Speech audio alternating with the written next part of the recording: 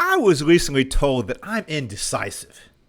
I thought about it for quite a while and I can't decide if it's true or not. Guess I'll just figure it out later. Let's get to it.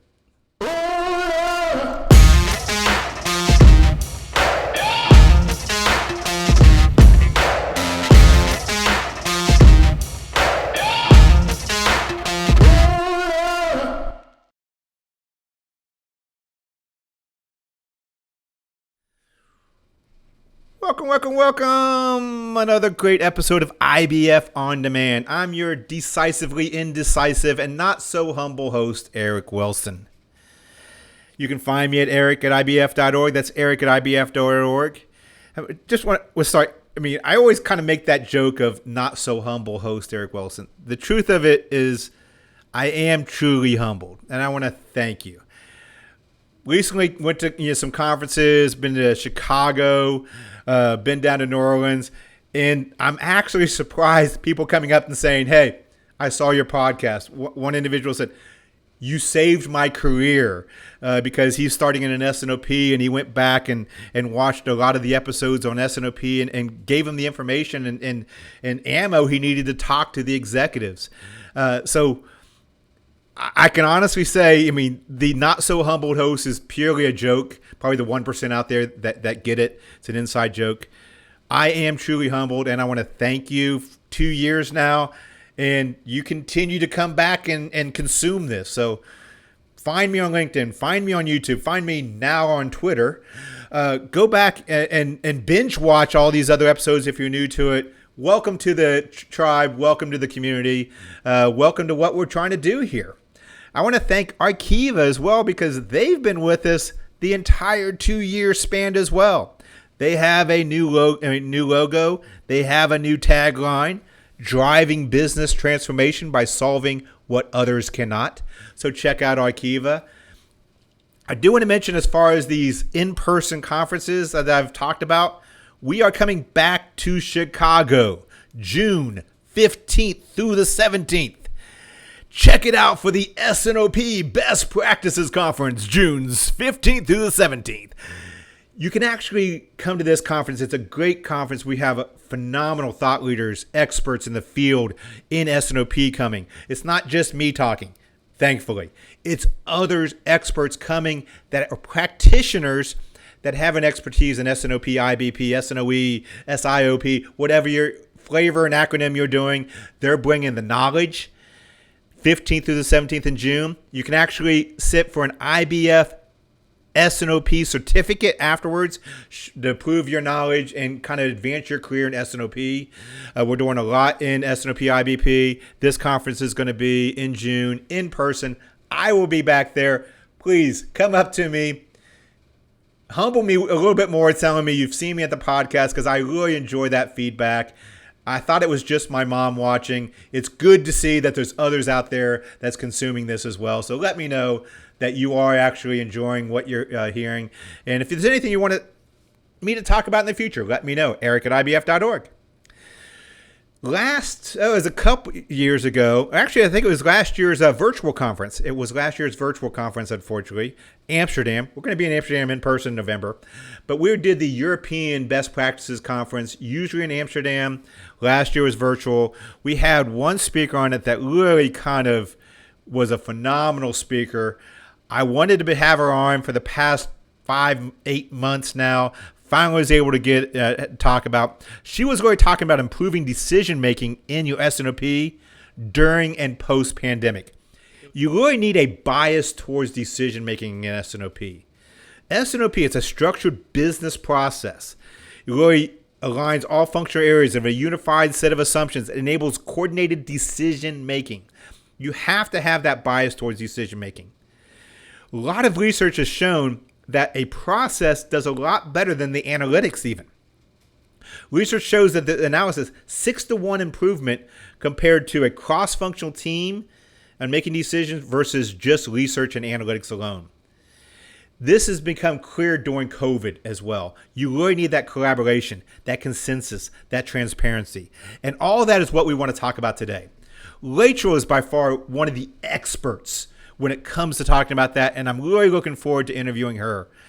Rachel is a supply chain professional with over 20 years practical experience gained via a range of supply chain and demand planning roles at companies including DS Smith, Element 6. Rachel has been involved with S&OP since 2005 and currently leads an S&OP process for DS Smith, a global packaging company where one of her key responsibilities is to facilitate S&OP adoption across Europe. She holds a degree in mathematics and French and is an IBF certified professional forecast, and as I said, frequent speaker and excellent speaker at conferences. Hopefully, we're going to check her out in Amsterdam in November, but you get the privilege of seeing her on the podcast today. Please help me welcome Rachel. So welcome, Rachel. Thank you. Nice to be here. Nice to see you. I'm glad to have you here. I said, originally, I heard you last, I think, November at the virtual conference, and I've been wanting to get you on ever since because it was a great presentation you gave. Because really, when talking about decisions, that's really becomes an important kind of aspect that we've had to deal with over the past couple of years. So I'm glad you're able to kind of come in and give some insights into decision making in S&OP. So thank you for being part of this. Look forward to it. I know it's certainly a key topic. Yeah. So let's start with that. Why is it so hard to make decisions in an S&OP? Because I've seen so many, they'll bring in 100 slides and it's a reporting type function where they're talking about what happened last week. Why is it so hard to really drive an S&OP to decision kind of format? With certainly the pace that we've seen with COVID, I think there are functions that don't like giving up that sort of power of decision making and probably also feel they have better knowledge, better depth, and also a quicker turnaround of decisions where required, rather than waiting for the S&OP cycle. And I think it's with the change that we're seeing recently coming out of COVID, and obviously with the war in Ukraine from this side of the world, I think the whole focus is much more driven now, in my world anyway, into short term. I think we're a little bit unclear as to what that next year, 18 months would look like. So obviously we can have a guess. The whole sort of selling pattern is very different to what pandemic, and it's not staying at pandemic levels either. So I think what I'm finding now is we need a very good S&OE or sales and operational execution process running alongside S&OP and really defining where we need to take decisions, either in that more short-term view or in S&OP for a longer-term strategic view of what are our assumptions. So I think at the moment what I've seen is the focus, rather than driving it into that short-term decision making where we end up with people going rogue, it's better to have a very knitted together S&OE and S&OP process. And I think that's at the moment the focus needs to be in making sure that they're very together and we understand decisions that are being taken. So it sounds like one of the things that you're doing is to help enable strategic decisions in an S&OP. You're taking those tactical and operation decisions out of the S&OP into like an S&OE TAC type of meeting that really allows the right decisions at the right time horizon to be done at the right meetings. Is that correct? It is. We're finding certainly where I'm working in the packaging world, obviously supply to FMCG and other customer bases, and the volumes that we were seeing in the pandemic have reduced. I know that's not the same for all companies, and as a result of that, we've had to make some very quick decisions about what do we do, and you know, things like stock build. Do we stock build? And that's meant that we can't wait for that S&OP cycle. And actually, you want the S&OP cycle to be focusing further out, which is more that strategic view and those decisions from the executives about what our assumptions. So we were going to be here, actually going to be here. What does that mean? And we plan for that in the S&OP world, whereas the more tactical next 3 months view is much more in that S&OE cycle. And I think then it's made people a lot more comfortable that those decisions are being addressed rather than going off piste from S&OP and then finding out that, you know, decisions have already been taken. So I think it's all about working with your business and the requirements and the pace at which it operates to define whether it's more S&OE or S&OP. Also make sure that they together so you've got information flow and the two. Okay. So you kind of mentioned this, but kind of elaborate then. What are some of those impacts on the delays in the decisions? You mentioned you're going to have to make some decisions in the short term, some strategic. What's the delays in the impacts if you don't make those decisions and timing wise? I think some of the impacts are financial, impacts on people, an impact on customers. I mean, if we saw an upturn, we want to be ready for it. If things stay as they are, we want to be ready for it and make sure that we're not losing profit. I think as well, it's very much more data. I find data is the challenge at the moment because things are changing that much that you can make a decision today and by next week the data doesn't then support that decision anymore. So I think for me, one of the bigger challenges, as we always come back to, is data and those assumptions behind what's actually happening in our environment and in our markets that we're working in. And that's quite hard at the moment because things are changing. We've had coming out of COVID, we've had people going back to work. We've had the cost of living increases, which were due anyway, and then the war in Ukraine, and all of that together has just given us a big of understanding of where we're going and what the market category impacts to be.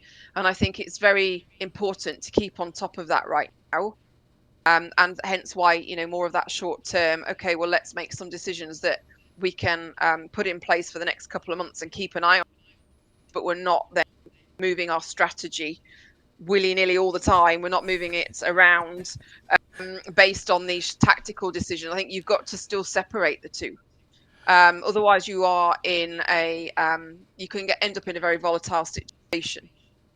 Yeah, I think separating those two is hard. I mean, one of the biggest complaints I get about S&OP, I don't think they fully understand S&OP, the reason they complain, but one of the biggest complaints I get is it's not agile. I mean, agile is one of those words you hear. It's almost like, one of the key phrases people are throwing out post-COVID is being more agile.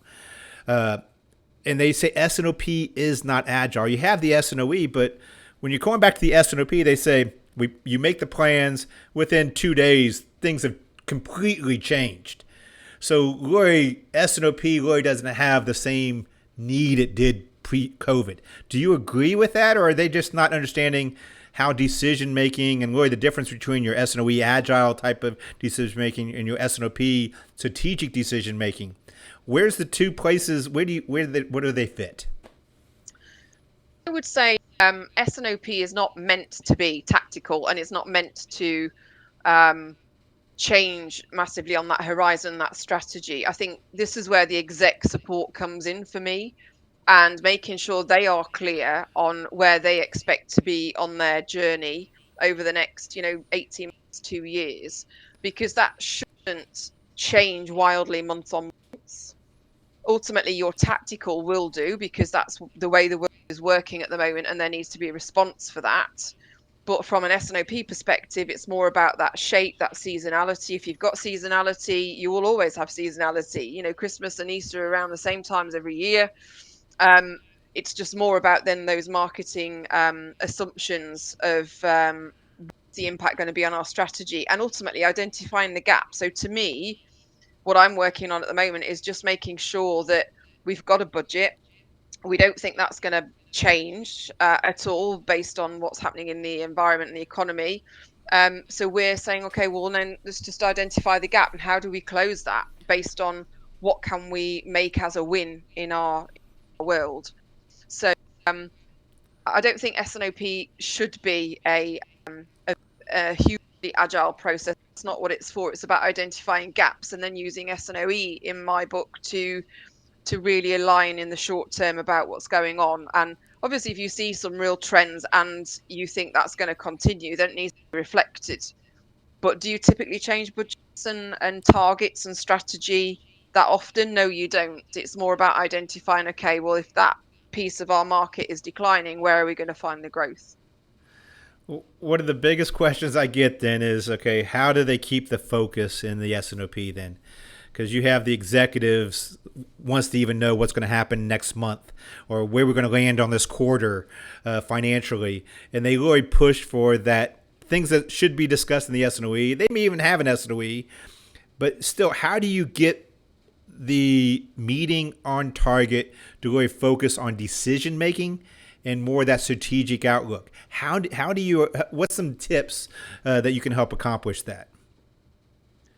So I think constant education and reinforcement of that message is key, because we had the same situation where, um, because of coming out of COVID, sort of first quarter of this year, um, the focus then became very tactical. And so we've had to say, okay, that's not S&OP. He's not going to give you the decision about what am I selling next month.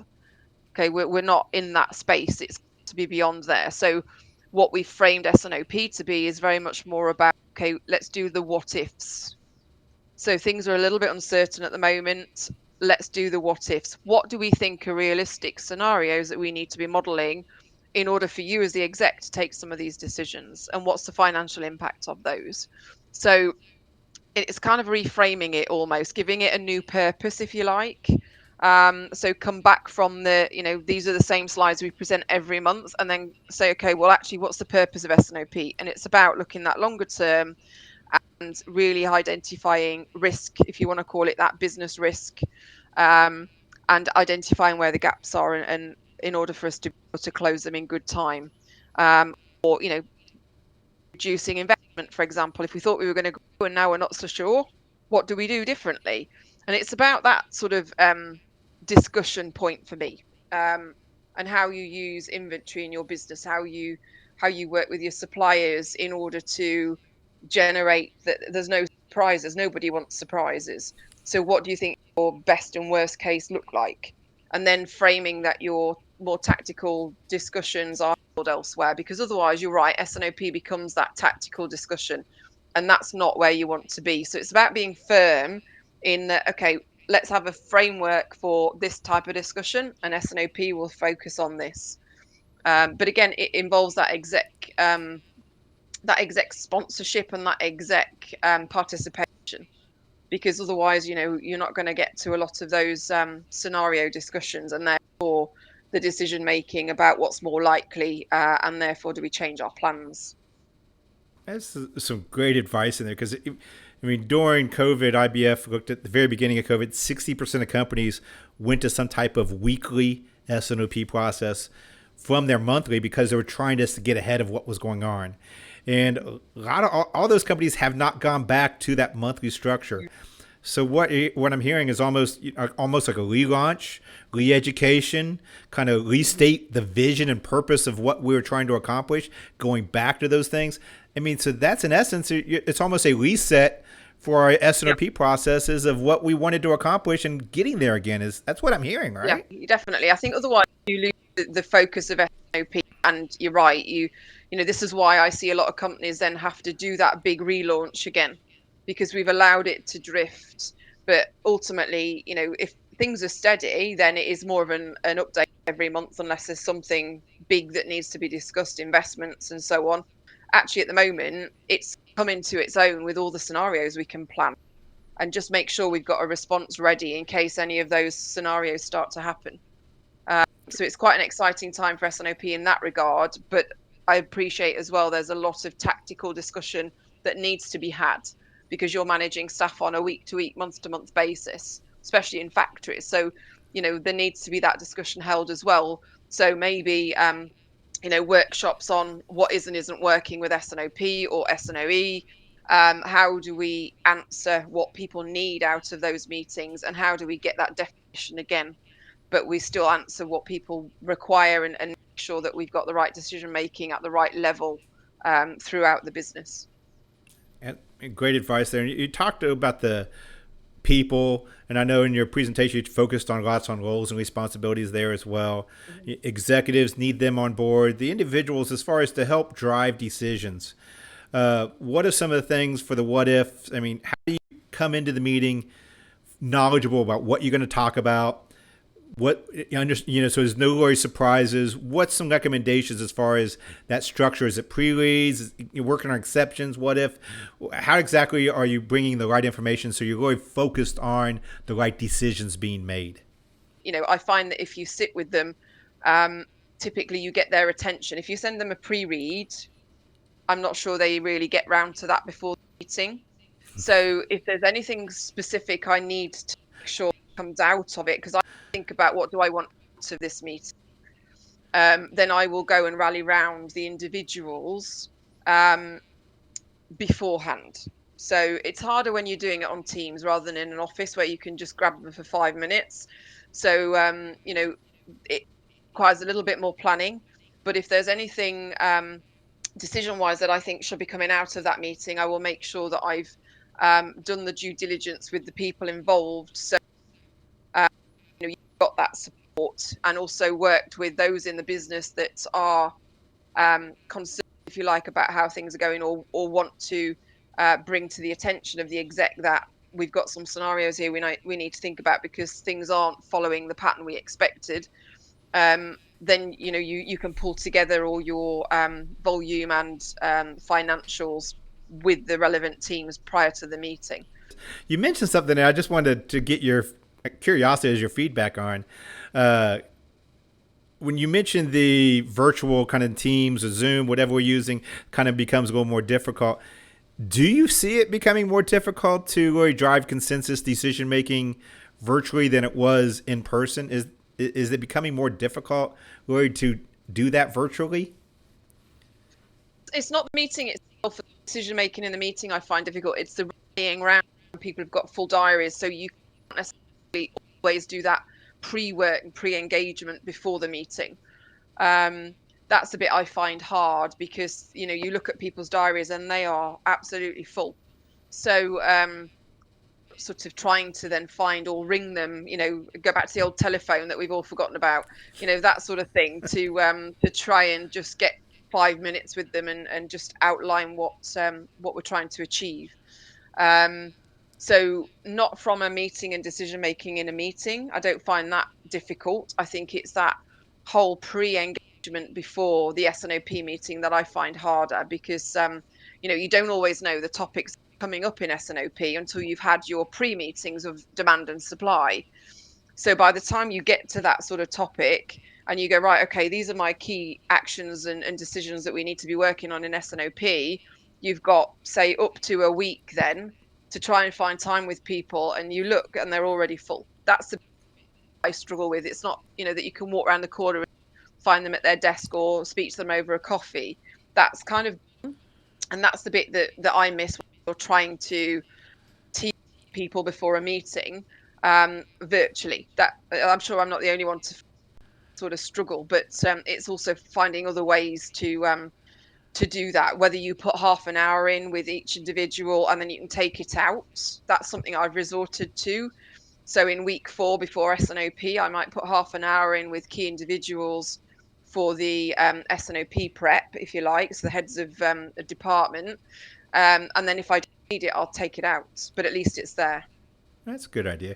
I've heard the other side, people complaining about the back end of S&OP as well, where they're in the S&OP and there's some heated conversations. You're driving to decisions, but the decision you want isn't always the one that's made, and you're building some back and forth. And before you meeting would end and they would be afterwards and you'd chat afterwards and you'd have that lead bonding. Now, 4 o'clock hits and the meeting's over and you're jumping on the next call. You never have that capability of really building those bonds between functional areas like you did in the past after the meetings. And I'm hearing that complaint now as well. I think we're opening up a bit more in Europe. You can go out to meetings more. You can still have the pint at the pub afterwards, huh? Yeah, I mean, yeah, absolutely. But ultimately, there are always usually things going on that we're not party to that drive the decision making in a slightly different way, and that's fine. Ultimately, the executives in the business have decided. Great, fine, we've had a decision. So now, when we go back around the cycle again, we know what to put into those volumes and financials. So it becomes clearer for next month. So I think it's there are decisions obviously happening, especially if you've got a global business, that don't necessarily always get cascaded down before you get into S&OP, and things do take a slightly different turn. As long as they're deciding and we all walk out of that room Yeah. the same understanding and same view of the world, that's fine. That's something we all have to do. Fortunately, we're almost out of time. I got time for another question. One more question, though. You mentioned the setting expectations. We talked about, almost like a relaunch of S&OP, kind of understanding what the purpose, the vision, the S&OE versus S&OP. A lot of different things come into an education or re-educating people on where we are now and where we're going forward. What's some of the things you recommend as far as educating people inside your organization, different things, different tools you maybe use and outside resources to be able to help educate your teams and people actively participating in S&OP so they can understand what's expected, talk the same language and things of that sort? You go through the S&OP sort of maturity and the phases of maturity, it's important just to check in. So, I've used outside parties. I've sent some of the teams involved onto courses run by outside parties. We've had them in to Like do big IBF, right? workshops. Yeah, amongst others. But I think it's also about, because you're trying to upskill at the same time usually. So things like tools, you may start off in Excel, and then as you go through that maturity journey with the process steps, you may then invest in tools. Well, every step has got to have some sort of education around it. And I think, there's no harm in that. There's no shame in that. It's just about budgeting. Because I think, at times messages are better delivered from outside than in, whatever reason that may be, but they are. But I think for me, I always do this sort of, if you like, change management type technique where we run for a while. So we do the initial education, we walk through, we coach, we handhold, and then we run the process. So, for example, last year within the company I'm in now, we launched S&OP in April. And by September, we were having a what's working, what do we need to improve? And how does that fit in with roles, responsibilities? Is it workshops we need? Is it something more tactical? Is it just the way we present data? Because sometimes you don't find that people have that pull. They don't necessarily always know what they need to make a decision or to understand how the business is performing until you put it in front of them. And then they go, oh, it'd be nice if I had this, or the way my brain works, I need it in that format. And then that's when you can start to really add the value for those people that need to be in that decision making role, and therefore to make sorts of calls. So again, I think it's important to have these sort of workshops with the exec, with the senior leadership team, wherever it may fall, just to sort of check in and say, right, how's it working for you? What is missing for you? And what do you then need to be able to fulfill your role correctly? So I think there's an education piece, the step change, but there's also that check-in, and I think they appreciate that as well.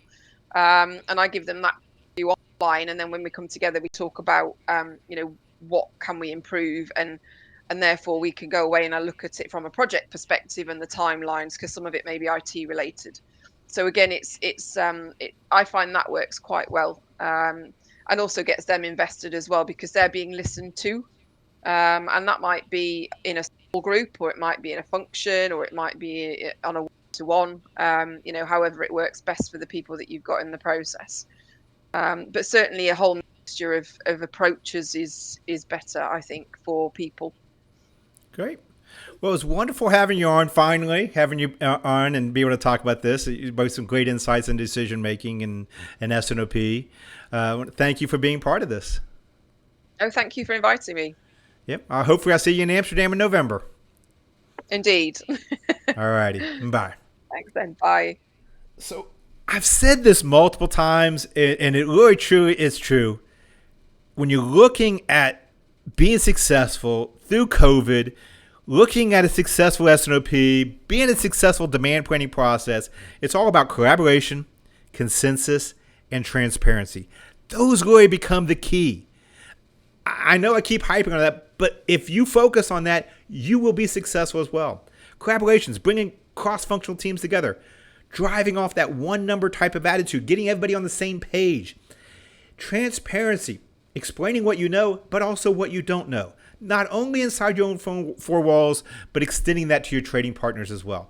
That is a very important aspect of any S&OP process, any demand planning process. To be successful and really drive better decisions, really you need those three elements of collaboration, consensus, and transparency. And I hope that I got past podcasts that talked a lot about that as well. Go back, review those. There's a lot of great information that came out of today's podcast. Incorporate those things as well. I said, go back, binge watch some of the other podcasts if you'd like, but really bring those elements into your planning process, your S&OP process, your external collaboration, whatever you're doing, bring those elements into those as well. Well, I'm going to go figure out what decisions I am not making and then probably put them off some more. I'm glad you actually decided to watch to the end. I said, I'm glad you're part of this podcast. This is IBF On Demand. I am Eric Wilson. You can find me at eric@ibf.org, eric@ibf.org. Say, please reach out to me. Let me know you're watching. Comment down below if you want. Subscribe. All the stuff they tell you to do at other ones, do it here as well.